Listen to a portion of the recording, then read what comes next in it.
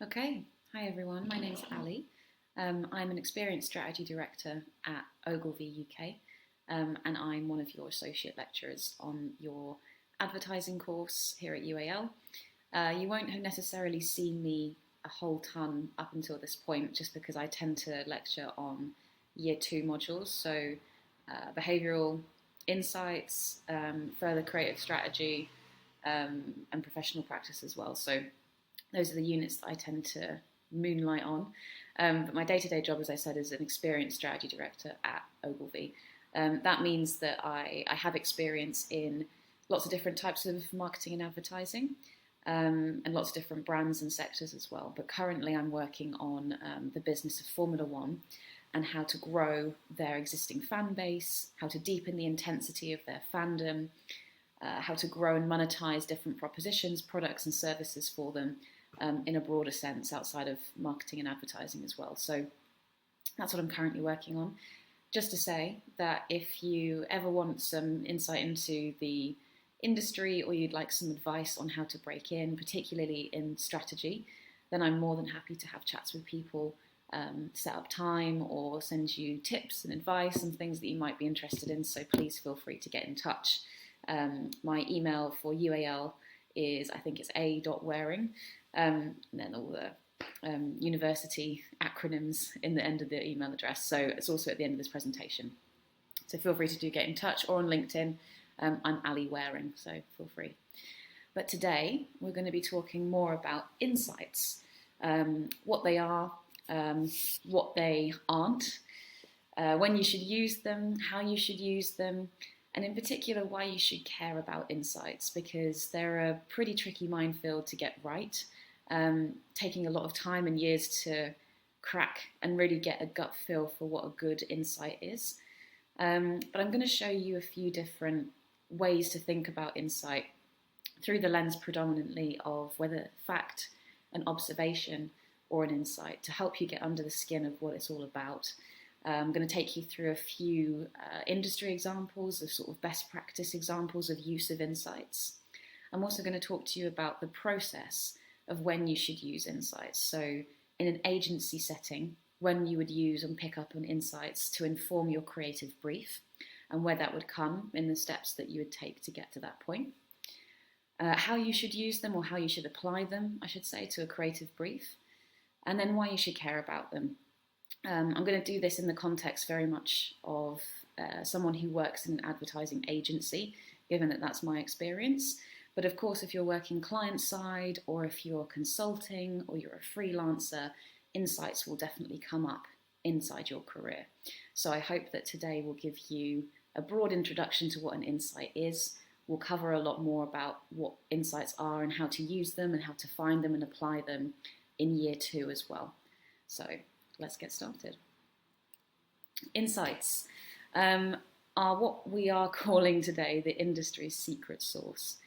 I say this because it's a word that gets used so often and in such a blanket way, particularly in agency settings, to cover a whole host of sins. And the reason I bring this up as the first thing to talk to you about is that usually, because the word insight is so respected and the concept of insight is so respected in the industry, in the advertising industry, it's important to recognise that when someone says insight, it can mean a whole bunch of different things, and that's why it's so confusing to really get to what it is that an insight can give you and what it is in comparison to something like an observation or a theory or a concept or an idea. So I'm going to try and break that down for you today in today's lecture. The other thing to note is that sometimes you'll be in scenarios where a creative director or someone very, very senior will turn around and say something like, well, this piece of work has an insight in it, therefore it's good.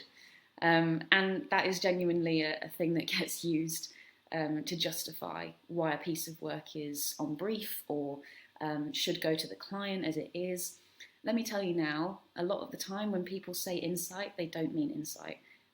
So always be cautious when you hear that word, and don't be afraid to question, okay, but what is it that you really mean when you say the word insight in that scenario?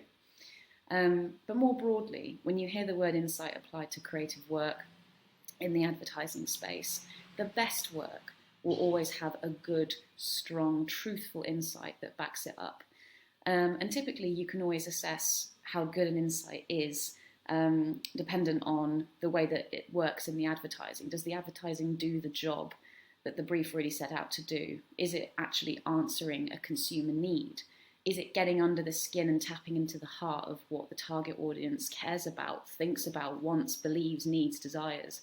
And you can always look at a piece of work to understand, okay, this one had a strong insight behind it. I can see how that would go back to what it is that someone cares about. But we'll get under the skin of that in a little bit more detail in a sec with a few examples. We'll talk to you about the insight definition as it is in the dictionary, because again, there's several different ways that you can interpret what an insight is. The first of these is the more broad generalistic sense. So with the ability to have a clear, deep, and sometimes sudden understanding of a complicated problem or situation. In context, it was an interesting book full of fascinating insights into human relationships. I'd say this is common vernacular. This is the way that you might use the word insight to describe something to somebody, even outside of the advertising industry. And it's a true use of the word insight. It starts to tap into what it is that we use it for in the advertising sense, in that it's talking to research, it's talking to truth behind behaviour, it's talking to getting under the skin of problems and reasons that things happen, but it's not quite there in the sense of how we might apply it to advertising.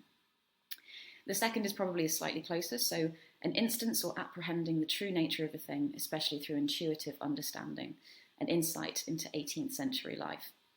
I like this one because it's a little bit more contextual, it's a bit more ethnographic. It speaks to the understood behaviour of a type of person or a type of living, in this particular case, 18th century life, to get under the skin of what is it culturally that's going on, what is it economically that's going on, what is it that's politically going on. It talks to the wider nature of things. And I think, again, that is slightly closer to the way that we use it in an advertising sense. But finally, I think the third of these different definitions is perhaps the closest to the way that we use it in strategy in advertising, and that's linked to psychology. So the first is an understanding of relationships that sheds light on or helps solve a problem. Now, this is, in its truest sense, where an insight can really help you. In an advertising world, our clients will typically bring us problems or briefs to solve. It is our duty as strategists in an advertising agency to understand and get to grips with relationships or the way that people behave or the reasons for their behaviour to help solve that problem. So this is a very true use of the word insight in relation to the advertising world. The second, under psychology, is an understanding of the motivational forces behind one's actions, thoughts, or behaviour, self-knowledge.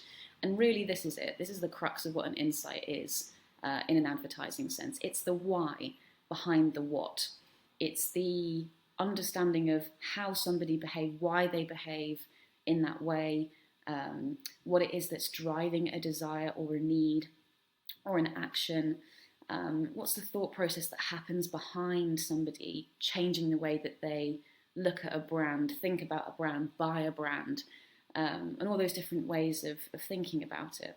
So really, I'd say that the closest application of the word insight in a typical dictionary definition sense is much closer to psychology. It's understanding people, first and foremost. It's getting to grips with why they act the way they act. And if you can use that to your true advantage and keep that in mind when you apply the use of the word insight and the concept of insight to your work, then it will be the strongest that it can possibly be. To bring this to life a little better, I like to always think about insight in this sort of framework. So a sort of three-pronger, if you will. The first is thinking about a fact, so a stat, a percentage, a fact or figure that would help support your claim.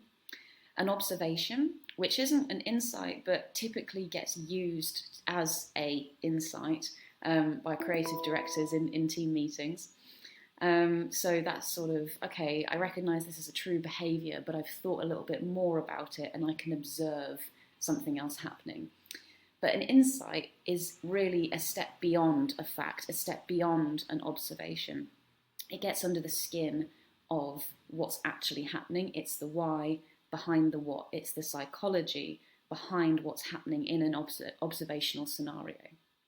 To bring this to life, I'll show you an example. So in this scenario, I'm talking about pet food and a pet food brand. So a fact could be that people feed their pets twice a day. We can agree that that is true. It tends to be the typical behaviour of people who have pets. It tends to be that if you have a dog or a cat, you will feed them twice a day. There's nothing further really needed in that point. It's a fact, pure and simple. An observational build on that fact might be that they usually feed them at breakfast and at dinner time before they start eating. So this is starting to expand upon what's happening when somebody feeds their pet. They'll feed them at this point in the day and this point in the day, and it tends to typically be before they start eating. What this isn't doing is telling us why they choose to do it twice a day. Is it for the good of the dog or the cat or whatever it ends up being? Is it because, the animal tends to get hungry at that time of day?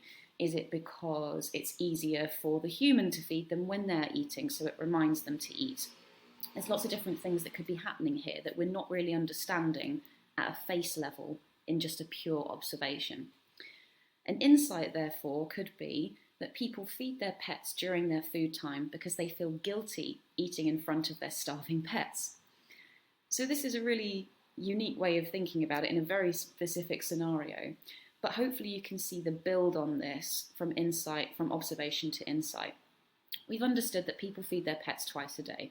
When they feed them, they tend to be at breakfast and at dinner time before they start eating. Those are facts and observations.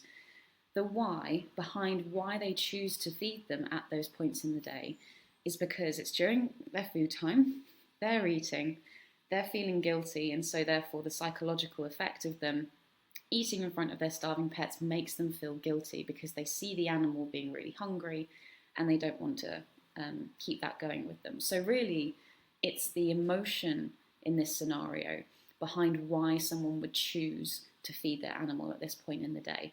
It's the guilt that they feel eating in front of their starving pets.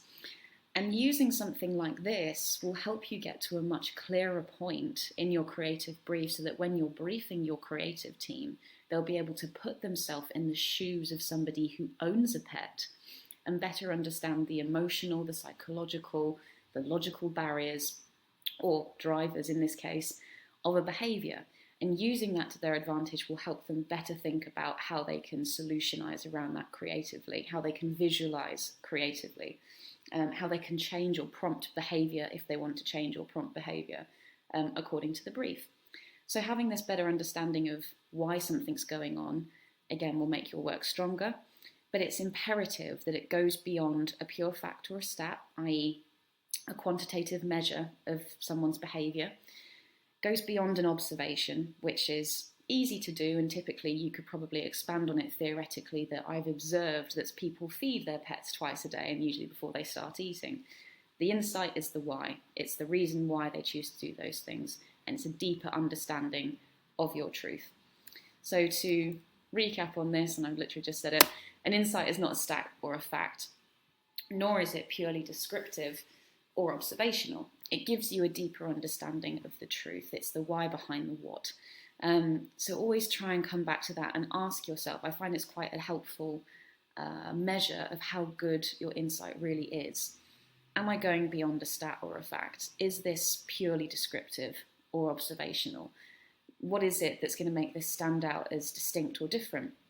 And also within that sense, true and strong, so that when I take this to a creative team, they'll be able to put themselves in the shoes of the person that I'm speaking to them about, and we'll be able to have a good discussion about why all those different things happen or why they exist.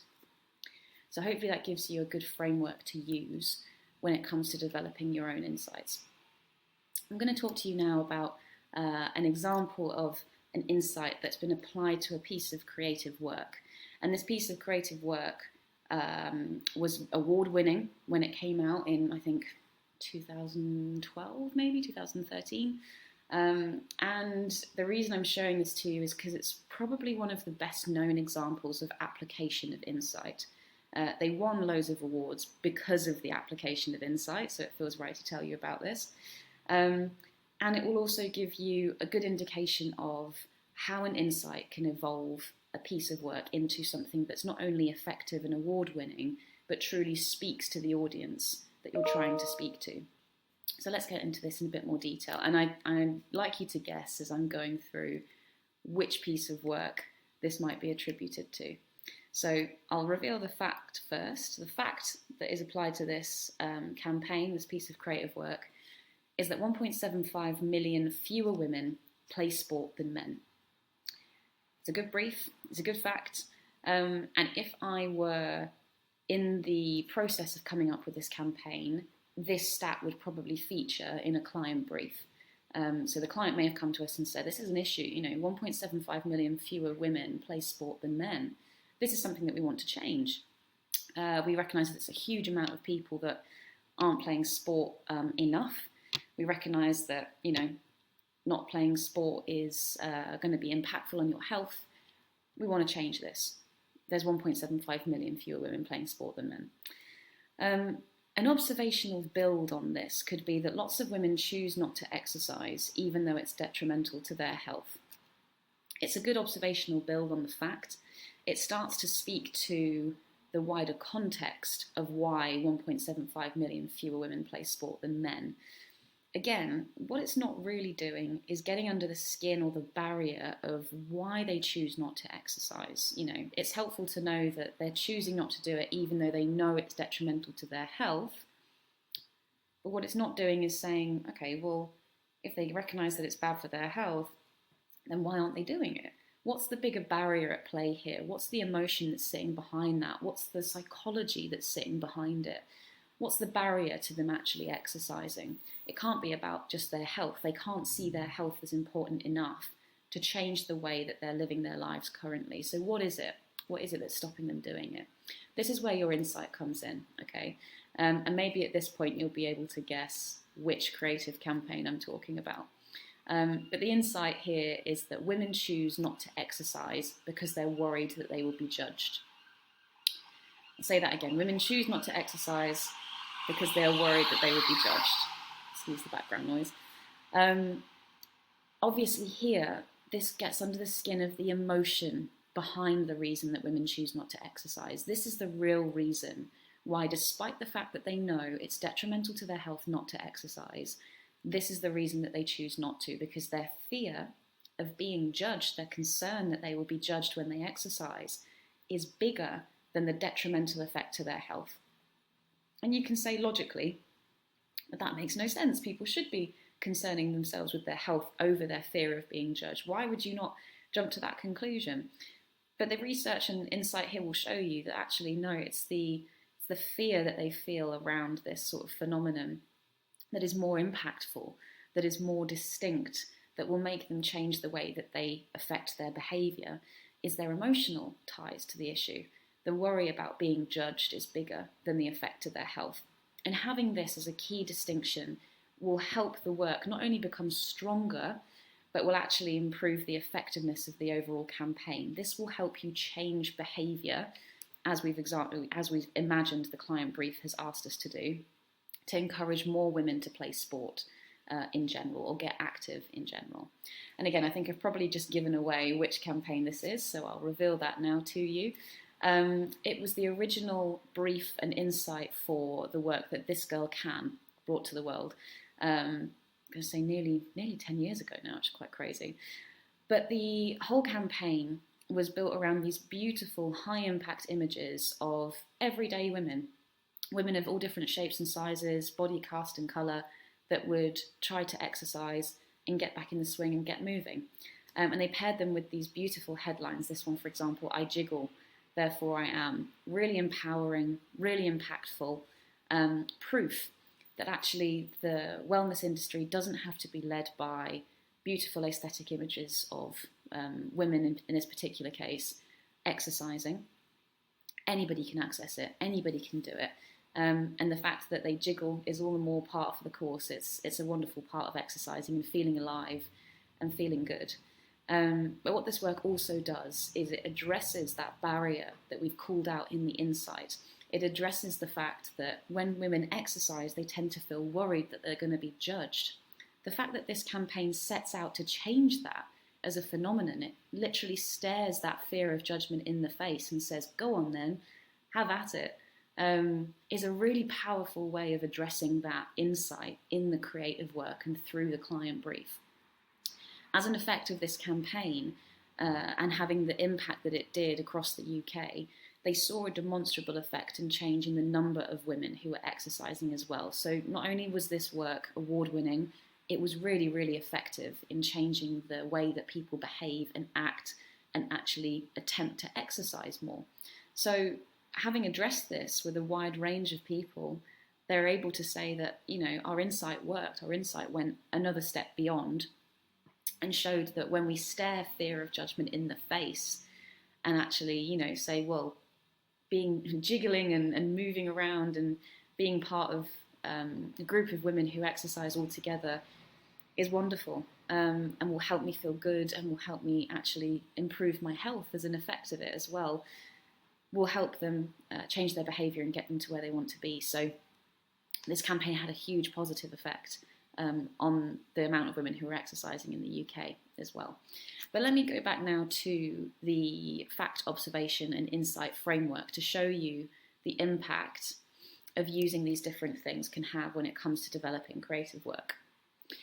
So going back to our fact, 1.75 million fewer women play sport than men. Observational build on that is that lots of women choose not to exercise even though it's detrimental to their health. Now, I want to make it really clear. If the strategist had stopped here at this point of observation where they're going, okay, loads of women choosing not to exercise, bad thing, even though they know it's detrimental to their health, well, that prompts a solution in my head. That prompts me thinking, well, maybe they just don't know what the positive effects of exercise are. Maybe they just don't realise or appreciate or take seriously enough the fact that exercise can stop things like heart disease. It can stop things like early onset diseases and cancers and all kinds of things. Maybe we just need to do a campaign that promotes the positive benefits of exercise. That would have been a okay campaign. It probably would have had some change or effect on the amount of women that were playing sport in comparison to men. You may have seen a poster on a bus stop somewhere that said, 70% of women who exercise have lower risk of, heart disease or something. And that might have made you stop for a minute and go, that does sound like a really important thing to consider. And then you'll go right back to your life and never think about it again. So really, this campaign needed to go further than the effects or benefits or positive attributes of health and exercise to really change behaviour on a mass scale. If the strategist had stopped here, they would have ended up with a quite mediocre campaign that would talk about the benefits of exercise. What they wouldn't do is have an en masse effect or change to the amount of women playing sport. When we add in the insight then, if we go back to this, as our framework builds, and the insight comes in that women choose not to exercise because they're worried that they're going to be judged, we know that having developed this and asked ourselves the deeper questions about why they're not exercising, not only made this award-winning, it made it behaviour-changing, and it made it really effective en masse that more women would play sport over an instrumental period of time, because we're really overcoming the true audience's true barrier to exercise, is that fear, is that emotion that they're going to be judged. Not because they don't care about the effects of exercise on their health, not because they're concerned that they might get heart disease in 10 to 15 years' time. It's not strong enough. It's not enough to make someone change their behaviour. What it's really doing is addressing the true barrier. It's got under the skin of what the real issue is here. And by addressing that directly in the creative work, by staring that fear of judgment in the face, they're able to change the way that people think and feel about exercise, and perhaps even reduce that barrier to entry for people to get involved in sport more often. So hopefully that brings to life why an insight is important, how you can go beyond a pure observation, but also by having an insight rather than an observation inform your work and inform the creative brief, you'll go an extra mile in making your work more effective and making it potentially award-winning as well. So there's positives in that sense. In here, and you will get access to these slides as well, I should say, I've put a link so you can go to the full case study for This Girl Can. I've just noticed it's 2015, so not that long ago, thank God, on the APG. The APG is a fantastic source for all kinds of use cases and case studies if you're interested in reading about the strategy behind different campaigns as well. So I'd really encourage you to go and check them out. If you're a budding strategist or somebody who'd like to get involved in that particular area, they also put on networking events quite often. They have something called Young Planners, I believe, which is set out for people who are early on in their years in strategy to help support both emotionally in terms of career and wider wellness of strategists as well, which is a really underserved area in our industry. So definitely go and check out the APG. But this is a link directly to the case study, so you can read about the brief for This Girl Can, how it came to life, the strategy that they took, the research that they did, the process that they followed, the work that got developed off the back of it, and then how that work performed as well. So it's a really, really helpful thing to read. Have a click of that link and go and read about the campaign in more detail. So another thing that might be helpful for you to consider when you are thinking about facts, observations and insights is if you ever get stuck or if you ever feel like your insight feels more like an observation rather than a deeper truth and an insight, is to think like a doctor. And this is a funny old metaphor, but bear with me here, I think it can be quite helpful to use. So we think like a doctor, we've got symptoms and we've got causes. Symptoms might be, a rash on your skin. It might be something more serious, like a deeper feeling or a deeper pain in your body somewhere. When you go and see the doctor, you're bringing them the symptoms of what it is that you think that you have, and you're not really sure what it could be, and you're hoping that they can tell you what it is. In our world, in the advertising world, those are the facts and the observations. You're bringing to life the context of what's happening around you. This is the what, right? This is the what rather than the why. There are more women, there are more men that play sport than women. Okay, fact. They don't exercise as much as men, even though it's detrimental to their health. Okay, that's another what. But the cause is really what's going to give you the bigger thinking, the sort of light bulb moment. In the doctor sense, it's something like, okay, well, you've described all these different symptoms in this context to me. I think it could be X based on what you've told me. It's the reason why these things are happening, the bigger truth or the deeper truth or the understanding of why something has come to be. Why do fewer women play sport than men? Why do they not exercise even though it's detrimental to their health? Keep asking why, and when you eventually get to the point of I can't really explain why anymore, then maybe you've got to that point of cause and that causation and the reasoning behind what it is that they're doing. So if you ever get stuck, try and think like a doctor. Don't just stop at the symptoms and prescribe a cream. Go for the causal nature of it, go for the insight, go for the deeper why, and you'll stop the symptoms coming back, but you'll also make sure that you treat whatever's happening up top. You're making sure that you're addressing the problem face on. So think like a doctor can be quite a helpful metaphor if you ever get stuck.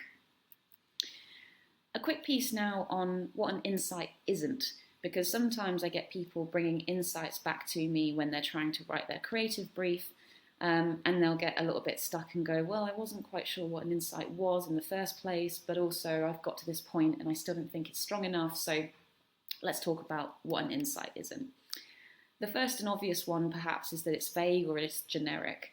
A lot of the time I get insights brought to me that are things like, mums are too busy to prepare their kids' lunchbox. And it's like, well, I've got a reason why they're not preparing their lunchboxes. It's because they're too busy. And I'm going, yeah, okay, but is it really telling you more about why mum isn't prioritising the kids' lunchbox over other things? Is it because they don't care enough about their kids' lunchbox? Is it that when they've got a list of things and priorities, kids' lunchbox is down here and kids' well-being and mental health is up here? Like, what are the things that are happening in that wider context, that means that they're not prioritizing their kid's lunchbox, if that's the behavior that you're trying to change. So always try and push yourself beyond a very vague or generic statement. Typically, it's something that, and this thinking about mums, when I try and explain to my parents what I do, for example, they don't work in advertising, they don't know what I do. But it's the type of thing that if I said to them, give me an insight about, mums making kids' lunchboxes, they'd be like, oh, mums can't do it because it's too busy. I'm like, okay. So you have to kind of put it in context. It's something that anyone can come up with. It's very generic, it's very vague kind of statement. Rather than a deeper truth or a better understanding of why somebody's not doing the thing that they're meant to be doing, or vice versa. We've talked about causes and symptoms and thinking like a doctor. If you're just bringing a symptom to the table, i.e. women aren't exercising as much as men, that's not an insight, it's a symptom. It's a fact or an observation. So without any focus on what the cause might be, you're just bringing a statement to the table rather than a better understanding of what is really happening. What's the cause? What's the why? Similarly to that statement about mums being too busy to prepare their kids' lunchboxes, it's a symptom of something that's perhaps happening elsewhere. What else is going on in mum's life right now? What is it that means that she can't prepare her kid's lunchbox? She doesn't want to prepare her kid's lunchbox. Go beyond the obvious truth. I'm being cynical when I say this, so a very senior person's personal interpretation of the brief. I spoke to you at the beginning about how the word insight gets weaponized or fetishized in an advertising agency context. Typically, when a very senior person or big creative director or a strategy partner walks into the room, it can be sometimes that they lean into their personal truth rather than the truth of the target audience. And it's your job as a strategist, if you choose to become a strategist, to set them back on the path of, okay, but what's really happening for the target audience here? Let's remind ourselves that we, people in the room, aren't the people that this is necessarily targeted at. What is it that's going to make a difference to someone who we're trying to speak to here? And also bearing in mind bias, bearing in mind that privilege section as well is really important, and putting yourselves in the shoes of the target audience is going to help you get under that skin a little bit better. Sometimes it can be that a very senior person walks in and just goes, well, I'm too busy to prepare my kids' lunch boxes, so that must be the reason. Let's just address busyness in the creative brief. And, oh, thank you so much for that. That's really helpful. But it's really not. And sometimes it can just be a case of them not having the time to consider the research or listen to other people's point of view, or even sitting on a focus group, for example, where you might hear a slightly distinct or deeper reason underneath why people are acting in that way. So always bear that in mind and try and gently remind very senior people as and when they weaponize the use of the word insight. Fourthly, a hunch. So if an insight feels like something that is a bit of a question mark, or you're not sure that you can necessarily prove it, always go back to the research and try and find a rationale or a reasoning for this truth to be real. If your research comes up and says, no, we can't really prove that this is true, sometimes it's helpful to take your insight back to your focus group audience or back to your research group and say, look, we've come up with this thought, this insight.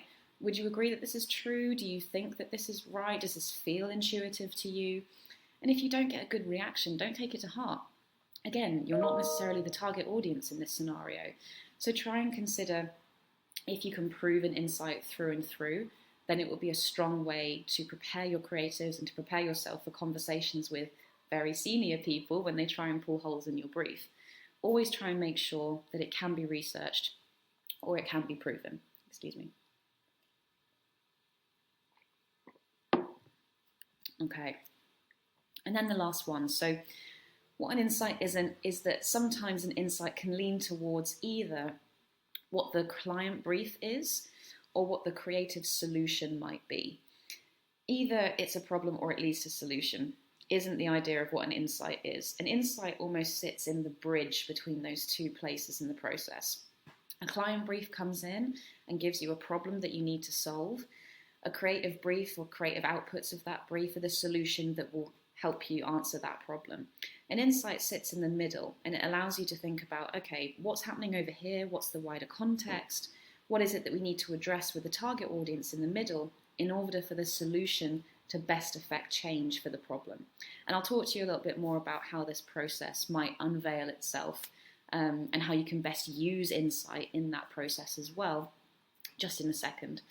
But also, when you're thinking about insight in this context, try and also just recognize the three-part process. It sits in the middle. It's not an indication of what you should do as part of the creative solution, and it's not necessarily part of the client brief either. Clients can sometimes definitely come to the table and bring you an insight, or we've got an insight from our research team that suggests X, Y, and Z. And 90% of the time, that will be a statistic rather than an insight. It will be a fact or an observation rather than an insight. And that's okay. It's not the client's job to necessarily bring insights to the table. But it's good to just make sure that, again, it's that use of the word insight to mean something different. Ask them, what do you really mean by insight? What is it that you think that you found out or can help prove here, to get under the skin of what they really mean? So let's talk a little bit more about the process now. Where do insights come into the process of developing a creative solution or a creative brief or a creative campaign? On the most simplest sense, and this is again contextually in an agency setting, these are the steps that you take to get a creative campaign live. So day one, you'd receive a brief from the client, hopefully in a very nice templated format. It would then be your job to digest that brief, to read through it, talk through it with your team, and then challenge the brief back to the client. Say, do you really mean X, Y, and Z? Are you sure that this is the real problem? Can we have some more context on X, Y, and Z issue? Go away and ask some more questions of the client around that brief. Your next topic will be, okay, I've understood the client brief and the client problem. I'm going to research, and I'm going to research who the target audience should be. I'm going to research problems and solutions and different types of behavior that might be happening with this particular audience. I'm going to research the wider context of the problem. So I'm going to go and look at the retail environment that sits around this brand, or I'm going to go and sit in, a supermarket one day and watch how different people buy the product or don't buy the product. What's really happening here? And research can take loads of different forms, but that will be broadly a very wide process, or hopefully a decent enough time frame that you can actually complete your research in. At this point, you may start to develop hypotheses or ideas around what your insights might be. And this is really important because once you've sat in on a few focus groups, once you've done a bit of ethnographic research, once you've found a few different retail or wider context thoughts around what it is that can help inform your creative brief, you might start developing thoughts. Okay, maybe the insight is this, or maybe the insight could be that. And if you hold that in your mind as you continue to research, you'll have a better chance of tweaking it and making it stronger as you go through the research process. And that's why I say it's perhaps the most important bit. Sometimes people tell you it's the creative brief is the most important thing ever, or the client brief is the most important thing, just making sure that you've got the right problem and the right issue. I always think research is the most important bit because that's where the magic of your insight comes to life. And once you've decided on what your insight is, you'll be able to go in and write your creative brief with a lot more clarity. So typically, writing a creative brief should be a relatively straightforward process because you've done all the research up front. So that would be the next step. Understanding, okay, who is my target audience? What do I need to get them to do? How will I get them to do it? Or what's the sort of platform or springboard that I can take to a creative team that will help them think about the solutions that they need to craft to affect the problem that the client has given us. Once you've briefed the creative team, they'll then come up with lots of different concepts or ways to solutionize around the problem. You'll probably have a few work in progress meetings to talk about, is the work on brief? Do we think this is as strong as it could be? Could this be more fun? Could this be more serious? What is it that we're trying to tackle to make the work as strong as possible? You take that to the client, they'd hopefully approve it, and you get into campaign architecture where you start thinking about, okay, so we're going to be on this channel at this time to this audience. How does the creative work fit and change dependent on that particular format or that particular channel? You'd set your KPIs, your key performance indicators, so the things that will measure how successful your campaign really is. So once you've agreed on them, then you can set it live. And once the campaign's live and up and running, you'll probably come back round as a group and go, right, let's look back at the campaign and how it performed. Was it effective? Did it do the job that we wanted it to do? What can we learn from this? And how can we take those learnings forward next time? So end to end, that's the whole process of getting to a campaign from an agency perspective, just to be really clear. But as we talked about, insights are very much in that researching point in the process, perhaps the most important bit, in my humble opinion. I'm going to talk to you now about that bridge that we talked about and what an insight isn't. An insight isn't the problem or the brief, and it's not necessarily the creative solution. But hopefully this example will help bring that to life for you in a little bit more detail. So I want you to imagine that you're working in a creative agency and that you've received a client brief. The client brief says, we've recently seen a 15% decrease in purchases of impulse products at the till and we need to recover our losses. It's a very standard client brief. They'll bring to you a fact or a stat or a number that typically addresses something like a sales drop or a need to increase their sales at certain points in time, or it might not even be sales, it might be things like we've noticed our awareness drop off recently, or we've noticed that people don't know who we are anymore, and that's an awareness problem. So it can be a myriad of different things, but in this particular scenario, they're a retail client, they've noticed that there's been a 15% decrease in purchases of impulse products at the till, and they're looking to recover their losses, they're looking to bring that 15% back up. I wouldn't be surprised if they wanted to go a bit beyond that 15% and start pushing into increases in impulse products at the till as well. It's always a positive thing. The solution that might be applied to this, if you didn't have an insight to help you solve that problem, might be something like this. So, okay, client, we've seen that you've got a 15% decrease in the amount of impulse products that are sold at till.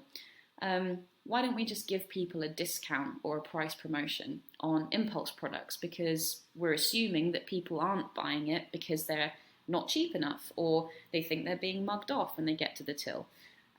Let's just give them, it's 50% off gum or, little packets of sweets or whatever it is that's lining the till aisles whilst you're queuing to get to the till, the checkout.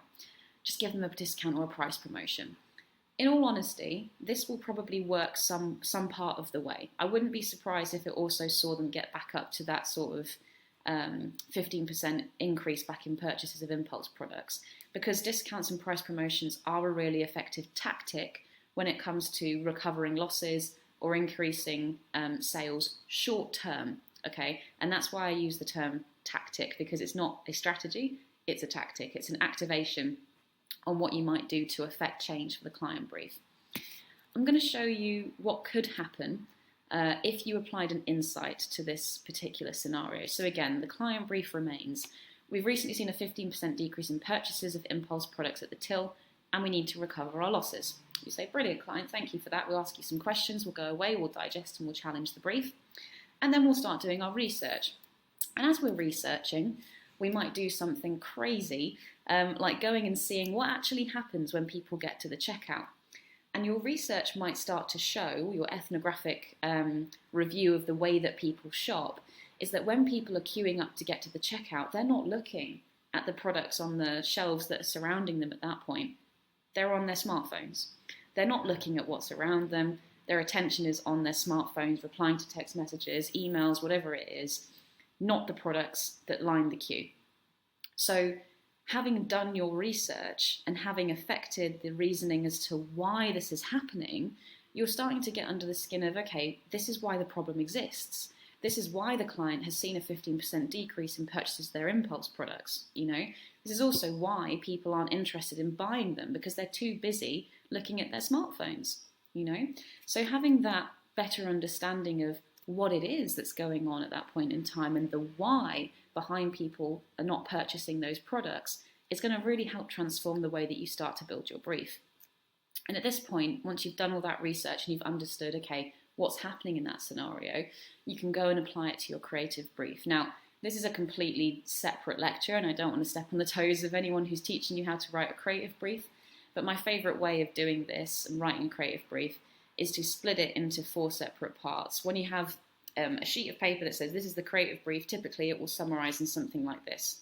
So a get who to buy is a really helpful format for explaining to a creative team in a nutshell what it is you want them to do, who it is you're targeting them at, and what the solution could lead to. So your get is your audience. Who are you trying to get to do this thing?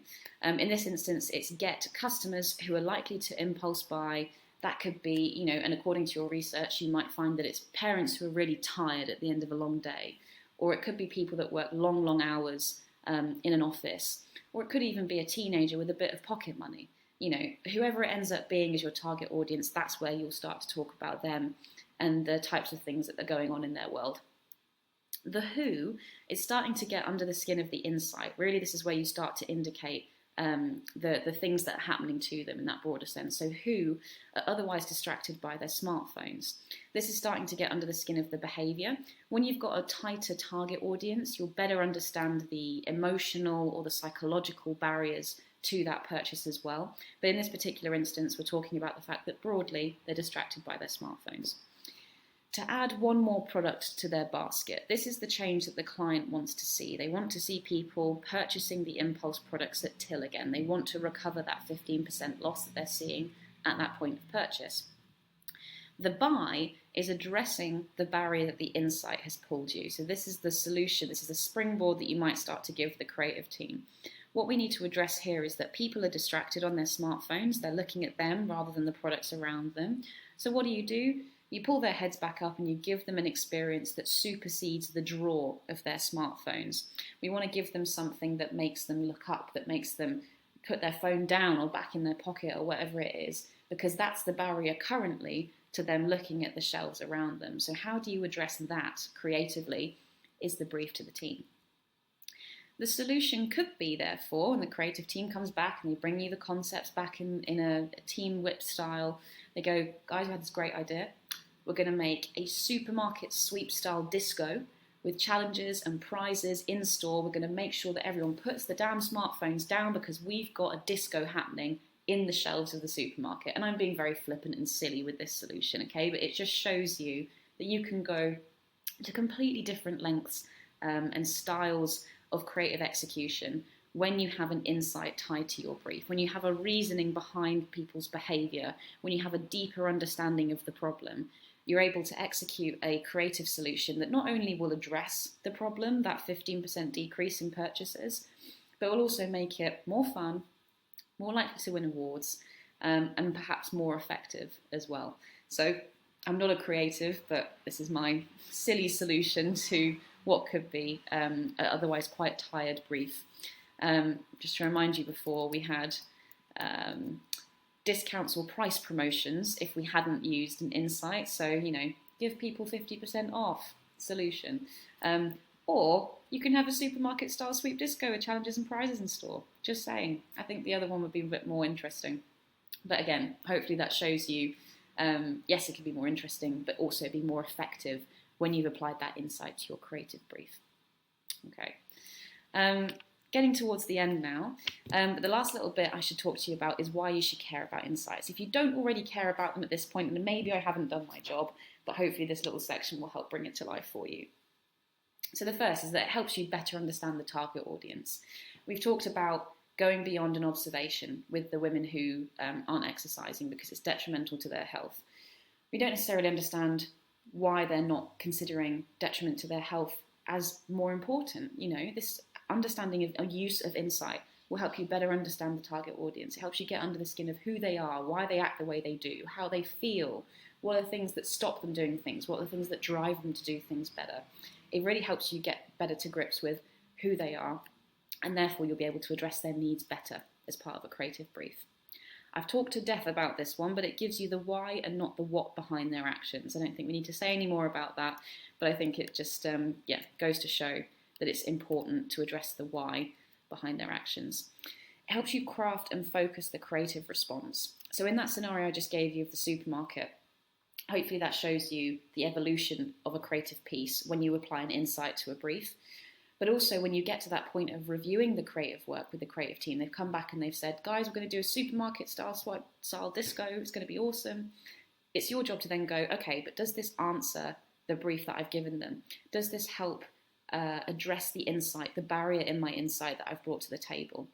The barrier that you had at that point was that people were so focused in their smartphones they're not looking up and looking at the tills and the things that are surrounding them. So how do you address that? You make them look up by having a damn disco in the supermarket. So yes, in that scenario, it would help you craft and focus that creative response. And having that in your head and in the creative brief will make the work stronger. It will make it more focused. And when you take that to a client, it's easy to show them how you've had that evolution towards the creative solution as well. It will also help you tailor it to something that your target audience will actually like or prefer or take notice of. Again, in the solution where I've just shown you, going from, okay, we need to recover our losses, to just give them a damn discount. You know, discounts can work. I'm not suggesting that they can't. But there is this element of, will I really care about a discount? Does a discount make me get up in the morning? Do I feel better about myself for it? You know, am I not stuck in my smartphone because there's a discount? You know, like, what will they actually care or prefer or take notice of will help you get a better response. And obviously, the better that you understand your target audience, the more effective your campaign will be. We talked about this with This Girl Can. We can say, okay, we'll just send them a bunch of stuff that tells them about how good exercise is. Well, if you don't understand that actually your target audience isn't exercising because they're scared of being judged, then you're not really addressing that. You're not really going to make effective change. Once you address that bigger barrier, your campaign will be more effective. It will take the necessary action to change the behaviours that you're seeing and that the clients ask you to do as a result of your work. It also does give you a competitive edge. So in particularly competitive sectors, for example, things like FMCG brands, you know, cars, or any other sector that would be really, really competitive, it will help make your creative work and brand stand out. It will make it better than others. And this is really coming back to the point of salience. How can you make your brand or your creative stand out amongst other people so that when they're in the shelves or when they're deciding on what car to buy next, your brand will come to mind first. Your brand and the way that they think about it will be like, oh, that makes a lot of sense to me because they're actually addressing my emotional needs. They're actually speaking to me about the things that matter and that I care about and that will actually make me change and feel differently about it, rather than a more generic response about the benefits of exercise. So again, it comes back to giving you a competitive edge because you've gone the extra mile, because you've got an insight attached to your work. I'll also just finally say, and again, this comes back to my first point that I made, insights can help you convince wider stakeholders, internally and externally. Internally in an agency sense, those really very senior people with big opinions about things, you bring them an actual insight that is robust and backed by evidence and data. It's very hard to argue with. It's very hard to pull apart because you've gone away and you've done the due diligence and the actual research to back your insight and to put that into a creative brief. It's then very hard for them to turn around and say, well, when I'm in a supermarket, no one cares. We've done the research. So this will help you prove your point when it comes to doing your creative brief. Externally, when it comes to the client has every right to go and question your work and ask, do we really think that this is strong enough? Do we really think that this is going to change behaviour and the way that people act, think, believe, use the product or in whatever sense? And your response will be yes, because we've gone away, we've done the research, and we've got this insight that's backed by evidence and data. And it shows that if we can address this insight in our creative work, then they will change their behaviour, they will change the way they think about us effectively, and it will answer your brief. So again, having an insight is not only going to make your work award-winning and effective, it's going to be your best friend when it comes to arguing the case for different work as well. If you've got something really brave, like a supermarket sweep style disco, you're going to need to have evidence to prove and support that that will work to your client. So always try and make sure that you have a strong insight to back up your work. I'll end on this because we started there. Now you know what the difference is between a fact, an observation, and an insight. Don't let anybody tell you that something is an insight if it isn't. Now you know the difference between all those different things. Don't let that slip away. Use it to your advantage. Understand that it gets fetishized constantly in the advertising space as a secret source or something that no one really understands, or that people start to apply different usages of that word to it. Always try and keep it in your back pocket. Now you know you're on the inside, you know the secret, and try and always hold yourself true to what it really is. It's not a fact, it's not an observation, it's not a symptom, it's a cause. Think like a doctor. Always go back to that as a good metaphor, as a good way of thinking about it. And always remember that this is the thing that's going to get your work noticed in a competitive scenario. It's going to help you win arguments internally and externally. It's going to make your work stronger. So always try and use insights in the true sense, not in the secret sauce sense.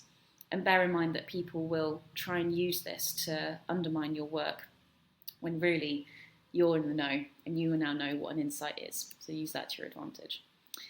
That's everything for today. As I mentioned at the beginning, you have any questions about the contents of this lecture, about working in advertising and marketing more broadly, about getting into the industry, about strategy, whatever you want. If you have any questions, there's my email address, a.waring@lcc.arts.ac.uk. I'm also on LinkedIn more often than I am on my emails, so feel free to message me on there as well. And good luck. I hope you have fun with insights and with your course as well. Take care.